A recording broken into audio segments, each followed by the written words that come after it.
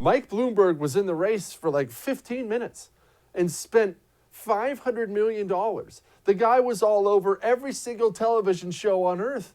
The guy was everywhere. He just poured money on everything. On top of that, he's spent years now pouring money into various Democrats across the country, state house, mayor seats, governor seats, buying favors, building up favors with the Democratic Party. And it was just all for naught.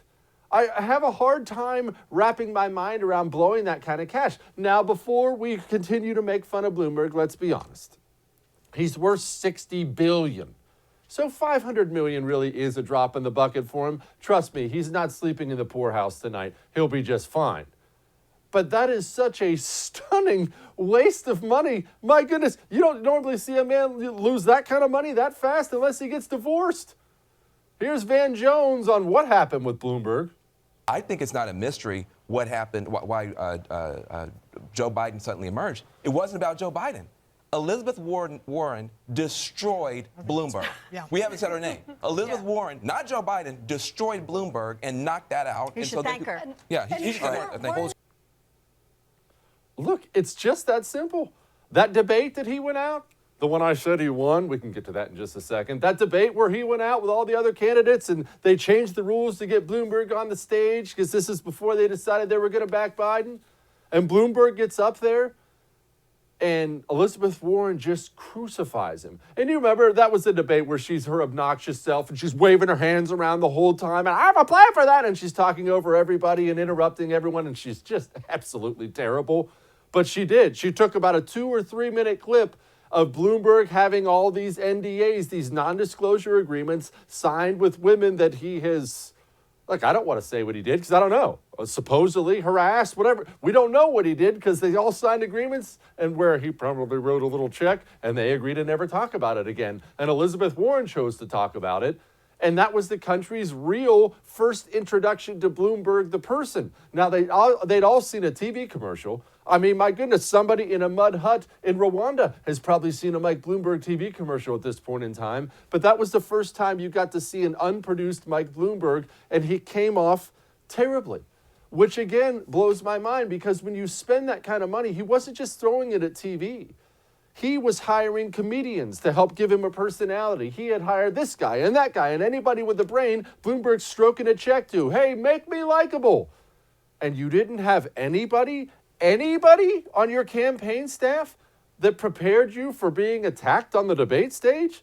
Everyone knew the baggage Bloomberg came in with. Everybody knew what somebody might potentially bring up. And when Warren went full nag on him, Bloomberg stood there and looked like a deer in the headlights. He had no answer for it at all. Trump, as you can imagine, see, Trump and Bloomberg have this thing. You see this a lot with rich guys, especially with rich New Yorkers who hate each other. It's pretty petty. We like to imagine that rich, powerful people, are somehow more advanced than we are. I mean, they sip caviar and he went to Wharton School of Business or whatever it may be. They're just petty children, just like the rest of us. And Bloomberg and Trump genuinely hate each other. So Trump has enjoyed mocking everything about Bloomberg since he got in. He is now very much enjoying mocking Bloomberg that he's out. I mean, you remember what Trump just did at CPAC? It was hysterical. You remember this? But that's all right. Because she had those burning embers, and then she started, but ultimately she failed. She's gone, so. But she was really mean to Mini Mike. I'll tell you, the way she treated her. He didn't know what hit him. He's going, oh, get me off of this stage. Get me off. Get me off of this stage.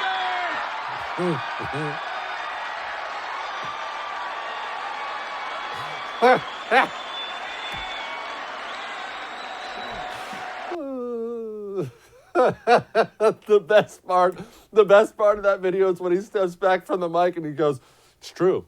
It's true. It's just so subtly savage. So Bloomberg took to Twitter today because, again, that's where all of our major politics happens now. It's a funny world like that. Mike Bloomberg says, quote, 3 months ago, I entered the race to defeat Donald Trump. Today, I'm leaving for the same reason. Defeating Trump starts with uniting behind the candidate with the best shot to do it. It's clear that is my friend and great American Joe Biden. Well, You didn't think Donald Trump was just going to let Bloomberg waddle off into the sunset without bringing something up, did you? So Trump says mini Mike Bloomberg just quit the race for president. I could have told him long ago that he didn't have what it takes, and he would have saved himself $1 billion, the real cost. Now he will pour money into Sleepy Joe's campaign, hoping to save face. It won't work. And look, now Bloomberg has to do that awkward thing, but it's part of politics where you've been blasting away at somebody, and now Bloomberg's going to have to go out there publicly and act like he's Joe Biden's biggest fan. I mean, you remember what Bloomberg used to say about Biden?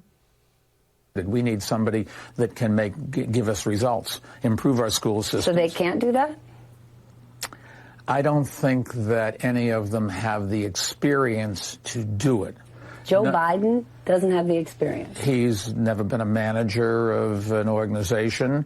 He's never run a school system. His wife actually is an educator and has good experience there. But no, I don't think any of them. It's the presidency shouldn't be a training job. You get in there, you got to hit the ground running. Or when Bloomberg was saying he's the only one who can beat Trump. That's one of the reasons why you've jumped in, because you think right now Trump is winning. I think Trump is getting stronger, and I think he would just eat alive the candidates because they don't have plans that I think are practical, that can be implemented. They don't have management experience, and the president's job is a management job. And now he has to do that awkward thing where he's going to act like Joe Biden is the savior. And why is he doing that, people? Well, again, it's not out of the goodness of Mike Bloomberg's heart. I'm not even sure that he has a heart in that tiny little chest. The truth of the matter is he's going to do that because he wants access to somebody who might be the president. That's why people do all these favors. That's why they throw that kind of money at things. Hey, thanks so much for watching The First on YouTube. If you liked what you saw, go ahead and like and subscribe. You heard me. Like it, subscribe. You'll get a lot more of it and a lot more of me.